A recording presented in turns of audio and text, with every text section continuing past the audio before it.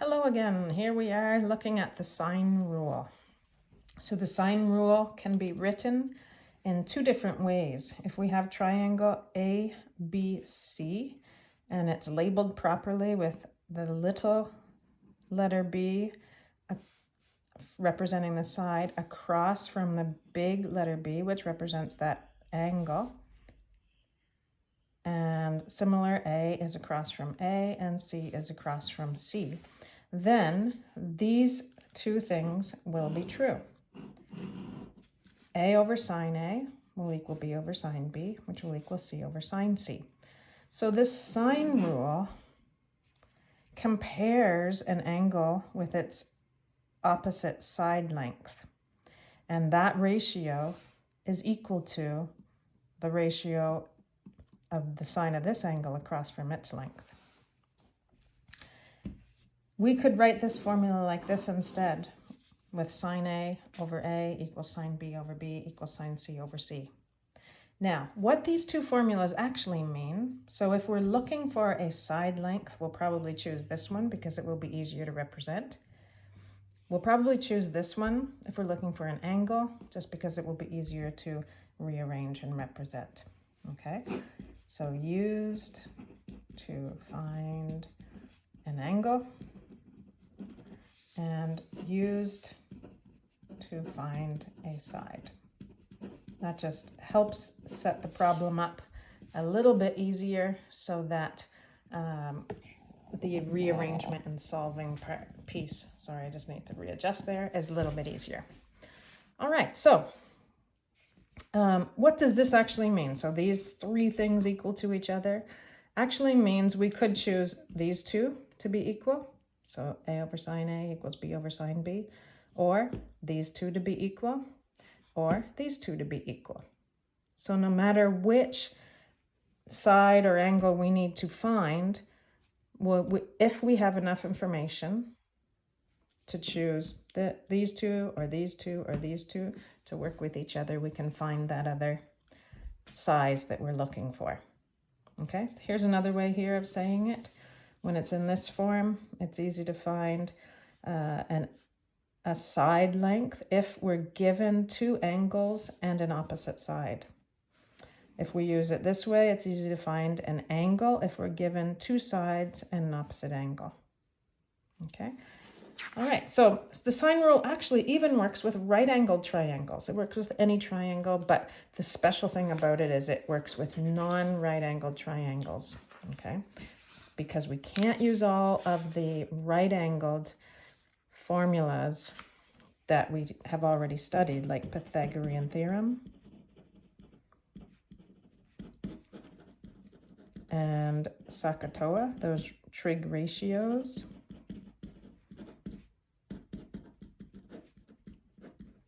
We can only use with right-angled triangles. So only if it has a 90 degrees. The great thing about these is we can use it even if there isn't a 90-degree angle. All right, so let's go on to example 1. So example 1, triangle QRS, where QR is 15 meters, SR is 6.5 meters, and angle S is 125 degrees. Okay, let's draw that situation. So we've got a triangle. Let's call it QRS. Side QR is 15 meters, so QR, 15 meters. Side SR is 6.5 meters, SR, 6.5 meters. Angle S is 125 degrees. 125 degrees. Now, of course, this is not drawn to scale, is it? We just draw a triangle, label it properly, then we're on the right path. Okay, find angle Q. Okay, so this is what we need to find. Now, because there's no right angle in it, no 90 degree, okay, we are going to use the sine law to help with this. As long as we're looking for this angle, but we have the length of the side across from it, and do we have another pair like that to work with? So we have the size of this angle and we have that side across from it. So we should be good to go. All right, so this would be side S, and this would be side Q. So instead of A, B, and C, we've got Q, R, and S. That's okay. We're looking for an angle, so we're going to choose this form of our sine law. In other words, we're going to have our angle on top with the sine. So we're looking for angle Q. So sine Q over side Q equals sine S over side S. Always start with your formula. You know me, I want you to have good communication mathematically, so you're going to format your solutions really well. All right, fill in what we know next. So sine Q, that's what we're looking for. So we're just going to leave it as sine Q. Q we do know though, 6.5. Sine S, S we know, so that's sine of 125. And side S we know, which is 15. Okay, now we need to rearrange. We need to get sine Q by itself. In order to do that, we're going to multiply both sides by 6.5, because to do that, 6.5 divided by 6.5 is 1, so that will cancel. So over here also, we're going to be multiplying by 6.5.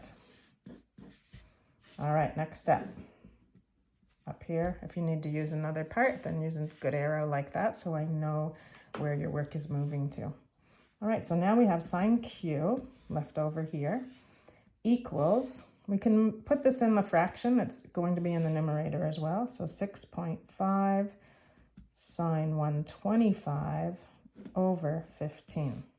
Okay, so this means 6.5 multiplied by sine 125 divided by 15.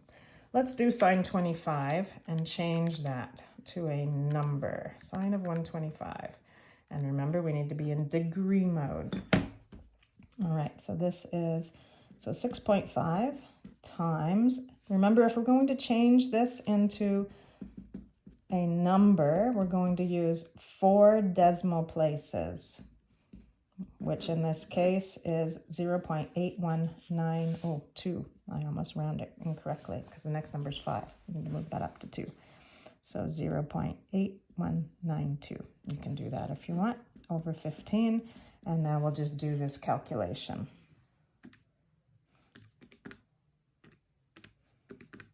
And we should get 0.35.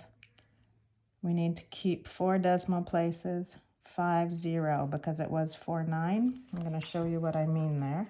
If I kept lots of digits, I'd have 4966, but I'm going to keep 4 digits after the decimal, so 35. That 6 means this changes to 9, but 49 needs to change to 50, okay? All right, so this is what sine Q is equal to. Now remember, the next step is to get Q, the angle by itself, we need to do the sine inverse of that number. And when we do that,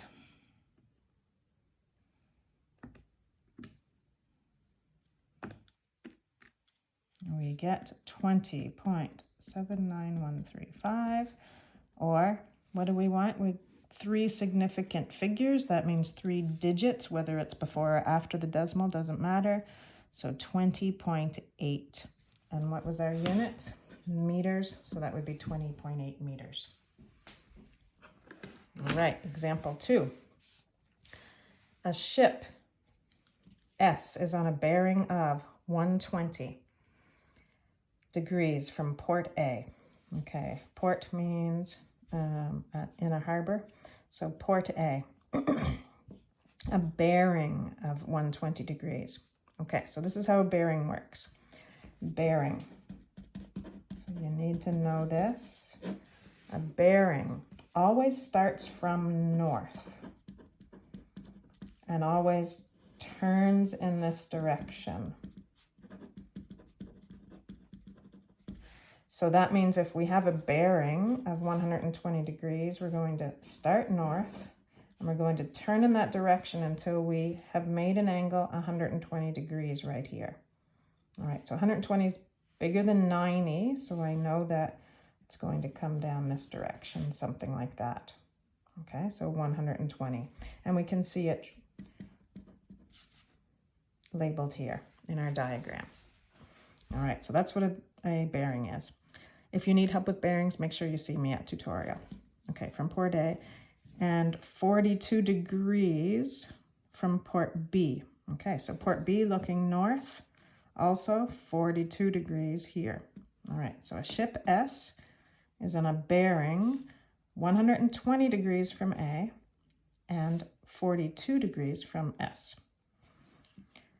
The distance between ports A and B is 15.2 miles. That stands for miles this time around. Let's just put miles there. Okay, not meters. Find the distance between the ship and each port. So we need to find this distance and we need to find that distance.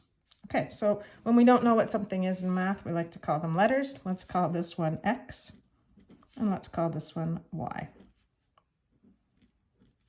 All right, now using right-angled trig, let's tackle this guy first. Oh, first, yeah, if we tackle this guy first, X, so find this distance from A to S. This is interesting because we have the angle across from it, so that's good for sine law. But the only other side length we have is this, and we don't know what angle S is, or at least we don't yet.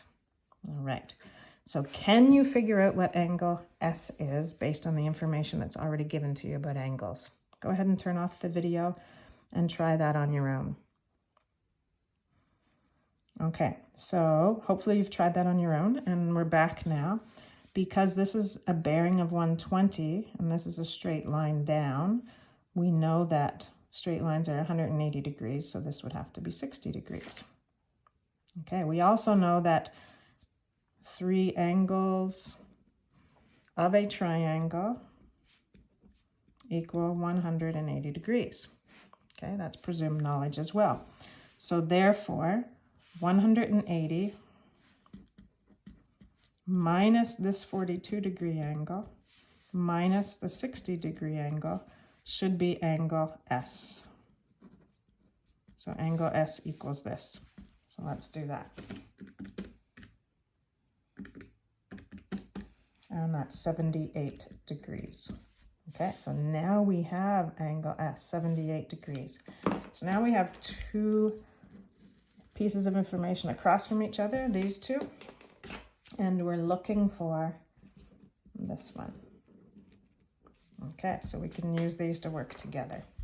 So let's see, X over sine 42 is equal to, I can make that a little smaller, a meter is equal to side 15.2 over angle, sine of angle 78.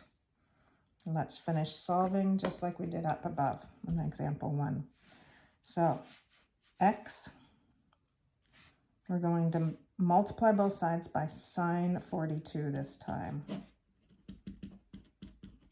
And I'll write that in as a step for you if you like to see that.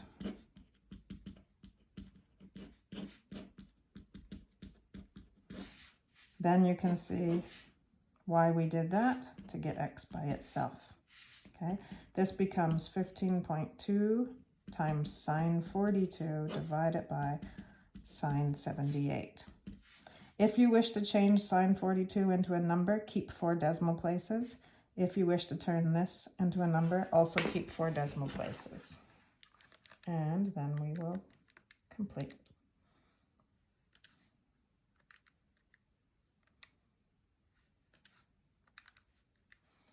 And we should get 23.2235. All right, does it tell us what we need? Nope, not yet. And that's that length. Find the distance between the ship and each port. Okay, so when it doesn't tell us, remember we want 3 significant digits, so 23.2 miles. All right, that was for X. Now let's calculate Y. So Y, we've got these two bits of information across from each other working together. Okay, so Y over sine of 60 equals, now we could either choose to use X and sine 42 because we know what X is now, but it's a rounded number, so it'd probably be better to use the one that we already were given in the information. So 15.2 over sine 78 again. Okay, multiply both sides by sine 60, and you will end up with 15.2 sine 60 over sine 78. And do that out.